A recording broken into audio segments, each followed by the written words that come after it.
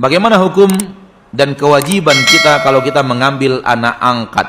Anak tidak boleh diangkat-angkat.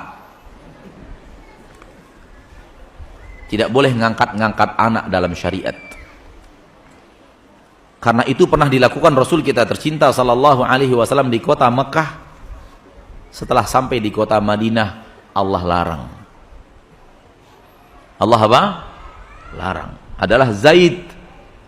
Dahulu diangkat oleh Nabi menjadi anaknya, kemudian dirubah statusnya, disebut di lisan-lisan orang Arab Mekah Zaid bin Muhammad.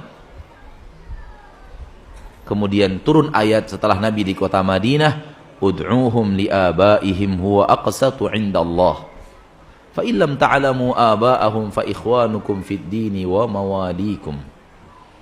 Kembalikan panggilan mereka kepada ayah-ayah mereka. Itulah yang paling adil di sisi Allah. Kalau kalian tidak tahu lagi ayahnya, maka saudara kalian seagama dan budak-budak dan mawali-mawali kalian. Dengan adanya ayat ini dibatalkan hukum bolehnya mengambil dan mengangkat anak. Maka jangan angkat-angkat anak. Nggak boleh secara syariat. Dan betapa banyaknya umat Islam sekarang yang melakukan itu. Dari anak kecil, bayi diambil dari orang miskin rata-rata. Lalu bayi ini dibesarkan oleh istrinya karena istrinya tidak punya anak. Awalnya di awal dia menimang-nimang, dia tahu ini anak orang ditimbang-timbang.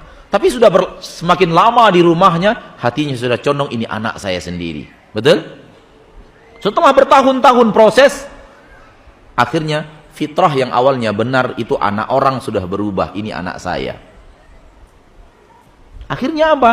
Akhirnya dia buka auratnya di depan anak itu, dan itu haram. Dia berjabatan tangan dengan anak itu, dan itu haram. Dia bersafar berdua dengan anak itu, dan itu haram. Dan dia berduaan di suatu ruangan bersama anak itu haram. Kadang-kadang dipeluknya anak itu dan ciumnya anak itu adalah haram.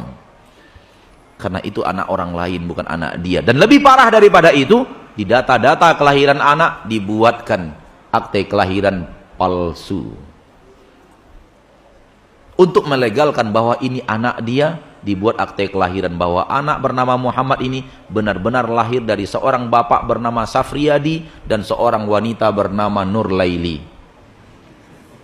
Padahal bukan dia orang tua aslinya. Supaya nanti di akte lahirnya benar-benar, oh benar orang tua saya asli. Di buku rapornya benar orang tua saya asli. Di paspornya benar orang tua saya asli. Semua itu palsu.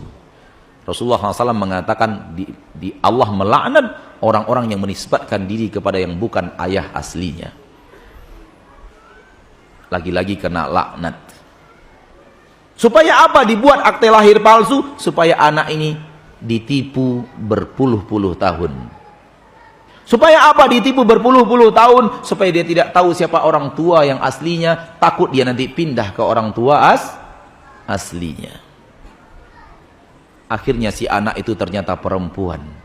Ketika mau menikah, yang harus menikahkan orang tua asli. Akhirnya orang tua palsunya pun berlagak menjadi orang tua asli dan menikahkan. Saya nikahkan Anda dengan putri saya, Maisarah binti Safriyadi, dengan maharnya seperangkat alat sholat. Nikahnya tidak sah. Karena dinikahkan oleh orang yang bukan walinya. Tapi kebohongan itu ditutupi terus. Berpuluh-puluh tahun haram terus. Demi nafsu punya anak. Tapi sering sekali anak itu ketika dewasa, dia tahu bahwa entah dari siapa, entah dari tetangga, entah dari siapa, tahu bahwa kamu itu bukan anak asli. Akhirnya dia marah kepada orang tuanya. Wallahu a'lam.